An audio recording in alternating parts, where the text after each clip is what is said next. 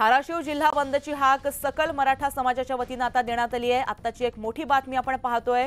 अंतरवरी सराटी इथं जरांगेंचं उपोषण सुरू आहे। या उपोषणाला पाठिंबा देण्यासाठी ही बंदची हाक देण्यात आली आहे।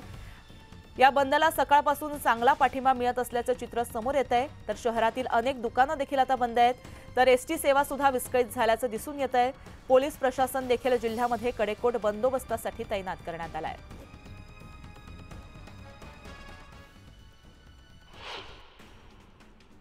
सोयाबीनला 8,500 रुपयांचा हमीभाव द्यावा आणि शेतकऱ्यांना सरसकट कर्जमाफी द्यावी या मागणीसाठी छावा संघटनेचे विजयकुमार पाटील बुधवारपासून उपोषणाला बसले आहेत। दरम्यान शेतकऱ्यांनी सोयाबीनचा ढीग रचून त्यांच्या उपोषणाला पाठिंबा दिला आहे।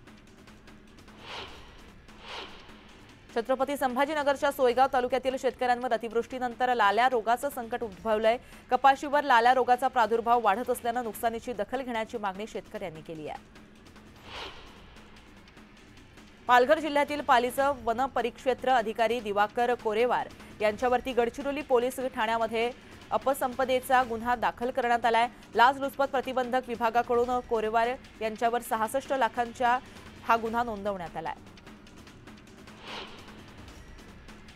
मुंबई गोवा राष्ट्रीय महामार्गावरील सिंधुदुर्गातील खारेपाटण ते बांदापर्यंत बहुतांश काम पूर्ण झालंय। मात्र झारप 0 पॉइंट ते बांदा या महामार्गावरती खड्डे पडल्यामुळे वाहन चालकांमध्ये नाराजी दिसून येते। मनसे नेते प्रकाश महाजन नांदगाव तहसील कार्यालयाच्या पायऱ्यांवर उपोषणाला बसलेत। पत्नीच्या जमिनीत चुकीचा पेरा लावल्याचा आरोप करत महाजन आक्रमक झालेत। तहसीलदारांनी या प्रकरणी न्याय मिळवून द्यावा अशी मागणी ते करताना दिसतायत। कल्याण नगरकडे जाणाऱ्या एसटी चालकांना अधिकृत हॉटेलच्या थांब्यावर गाडी न थांबवता दुसऱ्याच हॉटेलवर थांबवल्यानं प्रवासी संतापलेत। हे वारंवार होत असल्यानं दैविक हॉटेल चालकांनाही याबाबत तक्रार केली होती। दरम्यान अधिकाऱ्यांनी मध्येच एसटी थांबवत चालकांना मेमो दिला। दरम्यान या कारवाईला उशीर झाल्यानं प्रवाशांनी अधिकाऱ्यांशी हुज्जत घातली।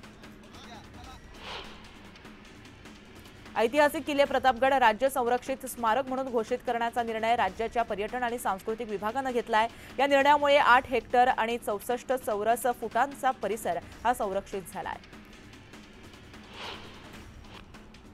भाजपचे केंद्रीय मंत्री नितीन गडकरी यांनी राजकारणातील घराणेशाहीवर जोरदार टीका केली आहे। ज्या दिवशी लोक ठरवतील की वारसा हक्काने राजकारणात आलेल्यांना मतदान करायचं नाही, असं केलं तर राजकारणी एका मिनिटामध्ये सरळ होतील, असं मत नितीन गडकरी यांनी व्यक्त केलंय।